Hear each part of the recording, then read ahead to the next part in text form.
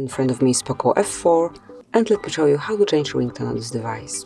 So at first, open the settings, then find and select sound and vibration, and then go to ringtone. And here you can choose one particular category, for example, Mi Jazz, Mi Electronic, Mi Remix, or open all ringtones by tapping on all.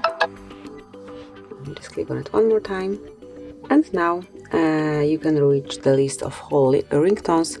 Just pick the one that you want to apply, click on it, then go back, and as you can see from now on, it is added. Actually, it's the same that we've got, so let me pick, for example, this one. As you can see, it has been applied.